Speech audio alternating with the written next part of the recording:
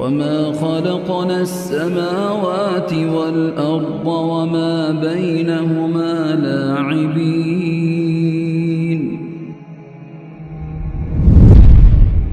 ہم نے زمین و آسمان اور جو کچھ ان کے درمیان ہے یہ کھیل کے لیے پیدا نہیں کیا. ما خلقناہما الا بالحق. زمین و آسمان کی پیدائش کسی مقصد کے تحت ہوئی ہے. ولکن اکثرهم لا يعلمون. لیکن اکثر لوگ اس حقیقت سے ناواقف ہیں. لیکن اکثر لوگ آپ دیکھیں ان کا کانفیڈنس لیول دیکھیں, آپ جس سے بھی پوچھیں نا وہ کہے گا جی بنو پتہ ہے سب کچھ. اور اللہ ہمارے اکثر لوگ ناواقف ہیں, وہ سیریس لے ہی نہیں رہے خدا کی اس کریشن کو کہ بھئی مر کے اللہ نے مقصد کے لیے پیدا کیا. مقصد کیا ہے؟ الذی خلق الموت والحیات لیبلوکم ایکم احسن عملا. ہم جانچنا چاہتے ہیں تم میں سے کون اچھے اعمال کرتا ہے, کون سے برے اعمال کرتا ہے. کسی نے کوئی مقصد بیان کیا ہوا ہے, کسی نے کہا جی وہ آپ نے جو مخلوق کی خدمت کے لیے اللہ نے پیدا کیا ہے. کوئی کہتا ہے جی اولیاء اللہ کو مرتبے دینے کے لیے پیدا کیا ہے. کوئی مقصد بیان کرتا ہے, وہ کوئی مقصد. او اللہ نے بندے بڑی فکر کرو تو اڈل کے بڑھنی ہے. ہر بندے نے اللہ کے حضور ثم لتسألن یومئذ عن النعیم. اس دن پھر قیامت والے دن تم سے تمہارے اعمال کے بارے میں پرسش ہوگی. اس لیے پیدا ہوئے ہیں, اور تو کوئی مقصد ہی نہیں ہے. سیدھا سا مقصد ہے, چونکہ یہ کام اوکھا ہے نا, اس واسطے چھوڑ کے باقی مقصد بڑھا لینا. ٹھیک ہے. اب دیکھ لیں اللہ نے ذکر کیا نا کہ ہم نے زمین و آسمان کو با مقصد پیدا کیا. یہ حق کے ساتھ, حق کی ٹرانسلیشن ہوتی ہے پرپسفل, با مقصد. قرآن کے بارے میں بھی آیا ہے وَبِالْحَقِّ أَنزَلْنَاهُ وَبِالْحَقِّ نَزَلَ. ہم نے قرآن کو حق کے ساتھ اتارا اور یہ حق کے ساتھ اترا, یعنی مقصد کے لیے اتارا اور یہ اپنا مقصد لے کر آیا. اور مقصد کیا ہے؟ انسانیت کی ہدایت, آخرت کی کامیابی. تو اب یہ ذکر آیا نا کہ ہم نے زمین و آسمان کو کسی مقصد کے لیے پیدا کیا ہے, اور ساتھ ہی ذکر آ گیا ان یوم الفصل میقاتہم اجمعین. یقیناً فیصلے کا دن ان سب کے لیے مقرر وقت ہے, یعنی فیصلہ ہوگا. پھر یہ نہیں ہے کہ جناب یہاں پہ آپ نے یاشی کی زندگی کی ہے تو آخرت بھی آپ کی یاشی کی ہوگی. نہیں, دنیا جو اللہ کی مرضی کی گزارے گا اسی کی آخرت اس کی مرضی کی ہوگی, اور جو دنیا میں اپنی مرضی کی زندگی گزارے گا آخرت پھر اللہ کی مرضی کی. اللہم اجرنا من النار, اللہم اجرنا من النار, اللہم اجرنا من النار. اللہم من احییتہ منا فاحیہ علی الاسلام ومن توفیتہ منا فتوفہ علی الایمان. آمین. یوم لا یغنی مولا عن مولا شیئا. قیامت کا وہ دن ایسا ہوگا جب کوئی دوست کسی دوست کے ذرا کام بھی نہیں آئے گا. ولا هم ینصرون, نہ ہی ان کی مدد کی جائے گی. الا من رحم اللہ, ہاں جس پہ اللہ رحم کرے بس اللہ ہی کے رحم پہ ہوگا, کوئی کسی کے کام نہیں آئے گا. آپ کہتے رہے کہ شیخ عبدالقادر جیلانی فرماتے ہیں کہ جی میں اس وقت تک جنت میں نہیں جاؤں گا جب تک اپنے سارے مرید نہ لے جاؤں. تو اسی پاویں جھوٹ مارتے رہو. نہ شیخ عبدالقادر جیلانی کی جرت تھی کہ وہ یہ بات کرتے, جھوٹی منسوب کر دی ہے. اللہ فرما رہے جس پہ اللہ ہی رحم کرے انہ هو العزیز الرحیم, بے شک وہی عزت والا ہے, غالب ہے اور رحم فرمانے والا ہے. غالب اتنا ہے جب چاہے پکڑ سکتا ہے, رحم یہ ہے کہ ڈھیل دیتا ہے. اچھا ان ظالموں سے پوچھیں, یہ ویسے تو بخاری مسلم کی حدیث بیان کر رہے ہوتے ہیں کہ قیامت دن نبی بھی کہہ رہے ہوں گے نفسی نفسی, تو شیخ عبدالقادر جیلانی کہہ رہے ہوں گے کہ میرے مرید وہ نہیں نفسی نفسی کر رہے ہونے. ان کا مرتبہ جو ہے وہ حضرت ابراہیم علیہ السلام, عیسیٰ علیہ السلام, موسیٰ علیہ السلام سے زیادہ ہے. یار مت ماری ہوئی ہے تو اللہ دے بندے, اپنی بھی عقل استعمال کرو. بزرگوں کے بارے میں کیا کانسیپٹ انہوں نے کیا ہوا ہے, اور وہاں نبیوں کے بارے میں کیا کانسیپٹ. یہ بڑا خطرناک معاملہ ہے. بخاری مسلم دونوں میں حدیث ہے, اے میری بیٹی فاطمہ اس بات پہ نہ اکڑنا کہ تم اللہ کی نبی کی بیٹی ہو, اگر اللہ نے پکڑ لیا میں تمہارے کچھ کام نہیں. اب اور آپ کو کس طریقے سے یقین نبی علیہ السلام دلائیں تو اب آپ مانیں گے کہ کوئی کسی کی وجہ سے کوئی دھونس کے ساتھ کسی کو جنت میں نہیں لے کے جا سکتا. شیخ عبدالقادر جیلانی یا کسی بزرگ بابے کا مرتبہ جس کو آپ سمجھتے ہیں حضرت فاطمہ کے برابر ہو سکتا ہے, حضرت فاطمہ کی جوتیوں کے برابر بھی نہیں ہو سکتا.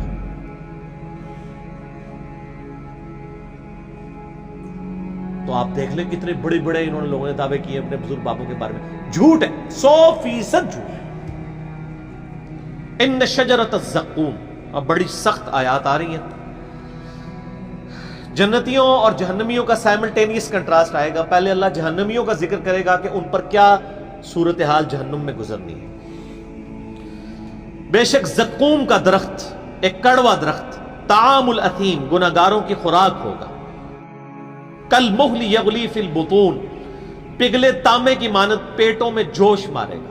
یعنی وہ کڑوا درخت کھانے کے بعد پیاس لگے گی کہ ان کو پھر پگھلا ہوا تانبے کی مانند پانی دیا جائے گا, وہ پئیں گے تو ان کے پیٹ میں جوش مارے گا. کغلی الحمیم, اور وہ کھولتا ہوا پانی گرم جوش مارتا پانی ہوگا. خذوہ فاعتلوہ الی سواء الجحیم, اور اللہ کی طرف سے حکم ہوگا پکڑو اسے مجرم کو اور گھسیٹ کر دوزخ کے سینٹر میں جا کے اس کو پھینکو. ثم صبوا فوق رأسہ من عذاب الحمیم, اور پھر اس کے سر کے اوپر کھولتا ہوا پانی ڈالو عذاب دینے کے لیے. یہ میرے بھائی یہ طارق جمیل صاحب کا لیکچر بیان نہیں ہو رہا, یہ قرآن بیان ہو رہا ہے. ذق انک انت العزیز الکریم, اللہ تعالیٰ فرمائے گا چک, تو بڑی عزت والا اور بڑی جو ہے وہ کرامت والا ہے. یہ تنزیہ جملہ اللہ کی طرف سے بولا جائے گا کہ دنیا میں تو نے بڑے دعوے کیے ہوئے تھے نا کہ میں جناب میں کر دیا گا, میں کر دیا گا, تو بڑی عزت والا ہے نا, دیکھ تیری عزت افزائی میں کر رہا ہوں, تیرے سر کے اوپر کھولتا ہوا پانی ڈالا جائے گا. اللہم اجرنا من النار, اللہم اجرنا من النار. ان ھذا ما کنتم بہ تمترون, یہ ہے وہ چیز جس کے بارے میں تم شک میں مبتلا ہو, یقین نہیں تمہیں آ رہا کہ ایسا ہوگا. وہ کہتے ہیں جی اینڈ تے چھڈ ہی دینا اللہ نے, بس ایویں تھوڑی تمکی شمکی ہوئے گی بس. یہ یہودیوں کا عقیدہ تھا, ان کو میں نے پھکی دنیا میں دی ہوئی ہے کہ آپ, وہ کہتے ہیں اللہ بڑا غفور رحیم ہے. یہ ماں دیکھو, ماں کوئی دوزخ میں پھینک سکتی ہے کسی بچے کو, اللہ تعالیٰ کیسے پھینکے گا. میں کہتا ہوں جی آخرت تو کسی نے نہیں دیکھی, میں آپ کو ویڈیو نہیں دکھا سکتا, قرآن تو موجود ہے نا, یہی پڑھ کے دیکھ لو. یہ کون ہے, یہ قرآن کس نے نازل کیا ہے؟ یہ جو آیات پڑھ رہی ہیں میں نے گھر بنائی ہیں جن کے اندر یہ سارا ذکر آ رہا ہے. تو میں ان کو دنیا میں ایک مثال دیتا ہوں کہ آپ کہتے ہیں نا ماں نہیں یہ چاہے گی, تو میں آپ کو دنیا سے ایک مثال دیتا ہوں کہ آپ اور میں بھی کبھی نہیں چاہیں گے کہ آپ کا کوئی دشمن ہو, اس کے 4-5 چھوٹے چھوٹے بچے ہوں, اور آپ اس کی دشمنی میں اس لیول پہ جائیں کہ آپ اس دشمن کی بیوی کو مار دیں. آپ کہیں گے نہیں یار اس کا کیا قصور ہے, اس کے بچوں کا کیا قصور ہے, رحم کھائیں گے نا کہ یار اس کی ماں مر گئی بچوں کی, ان بچوں کو بیوہ, جب یہ بچے جو ہیں وہ یتیم ہو جائیں گے تو یہ جو ماں کے بغیر رہیں گے, اور نئی جب ستیلی ماں آئے گی ان کے ساتھ کیا سلوک کرے گی, ان کے مینٹل ماڈلز تک بدل جائیں گے. ترس کھائیں گے نا آپ, اور میں تو کھائیں گے نا. تو کیا اللہ تعالیٰ بھی ایسے لوگوں پہ ترس فرماتا ہے؟ کیا دنیا میں ہزاروں مائیں ایسی مر نہیں جاتی پریگنینسی کے دوران جن کے کئی چھوٹے چھوٹے بچے ہوتے ہیں؟ تو آپ کی ڈاکٹرائن مان لی جائے کہ اللہ تعالیٰ ماں سے بھی زیادہ رحم کرنے والا ہے, تو پھر کبھی کسی ایسی عورت کو موت نہیں آنی چاہیے جس کے 4 چھوٹے چھوٹے بچے ہوں. پھکی تو آڈے سارے بزرگوں کی کتاباں فارغ جائے. میں تو پریکٹیکل مثال دیں, بتائیں مجھے ماں سے زیادہ پیار کرتا ہے جی, کس نے دوزخ میں پھینکے گا؟ وہ دنیا میں وہ کر رہا ہے آپ کے ساتھ, ہزاروں عورتیں مار رہا ہے جن کے چھوٹے چھوٹے بچے ہیں. اب رحم کدھر گیا؟ آپ نے رحم کا کیا کنسیپٹ سمجھا ہوا ہے؟ وہ ایک بوڑھی دادی اماں ہے جو پسیج جائے گی, اور رحم فرمانے والا ہے میرے بھائیوں ان پر جو واقعی اس کی طرف رجوع لائیں. وہ ابو جہل کے اوپر رحم فرمانے والا نہیں ہے, وہ فرعون کے اوپر رحم فرمانے والا نہیں ہے, نبیوں کے ماننے والوں پر رحم فرمانے والا ہے. ورنہ میں نے آپ کو پریکٹیکل مثال دے دی ہے. آپ کو آخرت کی ویڈیو میں دنیا میں دکھا رہا ہوں کہ دنیا میں ہزاروں ایسی مائیں مر رہی ہیں جن کے 5-5 6-6 چھوٹے چھوٹے بچے ہیں. اللہ تعالیٰ ان پہ کوئی رحم نہیں فرماتا کہ چلو یار بچے تھوڑے بڑے ہی ہو جائیں. تو یہ چیز اللہ نے دنیا میں دکھائی ہے اس لیے تاکہ آپ کو یقین آ جائے کہ اللہ تعالیٰ پسیج نہیں جاتا. اٹ کوسلے تھے مثالہ بیان کرنی ہے بند کرو, ٹھیک ہوگا جی. اللہ تعالیٰ فرما رہا ہے ان ھذا ما کنتم بہ تمترون, یہ وہ تھا جس کو دنیا میں تم شک کرتے تھے. کیا شک کیا کرتے تھے؟ یا اللہ جو کچھ بھی ہے تیرے محبوب کی امت سے بخشے جائیں گے. اب سائملٹینیس کنٹراسٹ آ, ان المتقین فی مقام امین, بے شک پرہیزگار امن کی جگہ میں ہوں گے.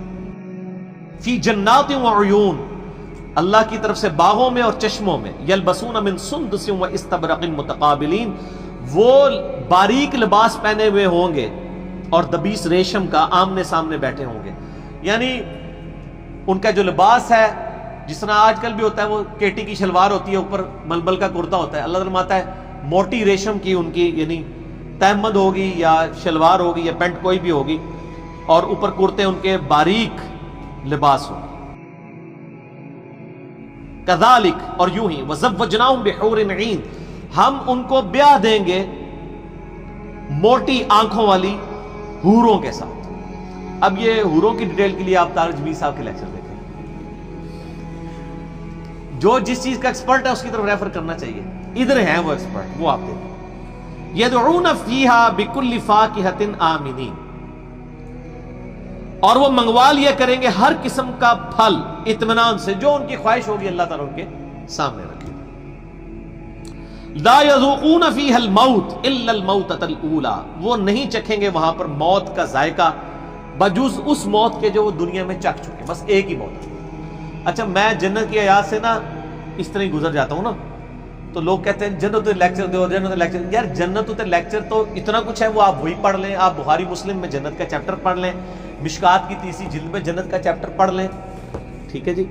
اور یہ ساری چیزیں کرنے سے، یہ تو اسی طریقے سے کہ آپ بریانی کے فضائل بیان کرنا شروع کرتے ہیں، بریانی تک پہنچنے کے لیے بھی تو ایک ایفرٹ کی ضرورت ہے نا، تو وہ سب کو پتہ ہے دنیا میں، میرا خیال ہے جنت کے بارے میں تو سب کو ہی پتہ ہے، دوزخ کے بارے میں لوگوں نے انڈر ایسٹیمیٹ کی، تو جس چیز کی ضرورت ہے وہی کریں، اور یہ صحابہ کا طریقہ بھی ہے۔ بخاری مسلم اٹھا کے دیکھیں، جب حضرت عمر کو زخم لگا ہے تو ان کے پاس آ کے صحابہ کہہ رہے ہیں کہ آپ کی وجہ سے اللہ تعالیٰ نے اسلام کو اتنی شوکت دی ہے، رومن پرشین امپائر گری ہے، اور ہم اللہ سے امید کرتے ہیں کہ آپ اللہ کے حضور آپ تو بخشے بخشائیں۔ یہ بخاری مسلم دونوں میں ہے۔ اس زخم کی حالت میں انہوں نے کہا میں تو بس یہی چاہتا ہوں کہ جو کچھ میں نے اسلام کے لیے کیا نا، اس کے بدلے میں اللہ صرف میرے گناہ معاف کر کے مجھے برابر چھوڑ دے، جنت تو چھوڑ دو، بس مجھے برابر کر دے کہ میرے گناہ اور نیکیاں برابر ہو گئی ہیں، میں بریک ایون پوائنٹ پہ آ گیا ہوں۔ جنت کی بات تو حضرت عمر نے بھی نہیں کی ہے مرتے وقت، حالانکہ اس وقت ضرورت تھی کہ وہ جنت کی بات کرتا ہے، میں سیدھے ہی جنت ہی چلے آ جاؤ، اور جنت کی گارنٹی بھی ملی ہوئی تھی۔ یہ باتیں نہیں کسی کو یاد، جب ہم یہ باتیں کرتے ہیں ہمیں کہتے ہیں جی کڑوی کڑوی باتیں ہر وقت کرتا ہے، تو حضرت عمر بھی کڑوی کڑوی باتیں کرتے تھے، حالانکہ وہ تو موت کے وقت تھے، اس ٹائم تو ضرورت تھی وہ جنت کی باتیں کرتے۔ انہوں نے کہا بس مجھے اللہ برابر ہی چھوڑ لینا، اتنا ہی کافی میرے۔ او بھائی عقل نہ ہوئے تھے موجے ہی موجاں، اور عقل ہوئے تھے سوچے ہی سوچا۔ جسے عقل ہو اس کو سوچ ہوتی ہے، حضرت عمر کو عقل تھی، آپ کو عقل نہیں، آپ کے بزرگوں کو، آپ کے واعظین کو، آپ کے علماء کو عقل نہیں ہے، اس لیے وہ آپ کو میٹھی لوریاں دیتے ہیں، ٹھیک ہے مست رہو، ٹھیک ہے جی، انہوں نال ہی ہو گے کیا عمل داڑے، ٹھیک ہے۔ وہ ہمارے ساتھ لوگ بات کر رہے ہوتے ہیں نا، وہ نہیں جی یزید نو برا نہ کرو، ہم کہتے ہیں جی ٹھیک ہے اللہ آپ کا حشر یزید کے ساتھ کرے۔ نہیں نہیں نہیں، اگر ایڈے ہی کانفیڈنٹ ہو تو منگیا کرو دعا کہ یزید اور اس کے خاندان کے ساتھ ہمارا حشر ہو۔ ہم کہتے ہیں حسین اور اس کے خاندان مولا علی کے ساتھ ہمارا حشر ہو، ہم تو کانفیڈنٹ ہیں، آپ میں اعتماد نہیں ہے۔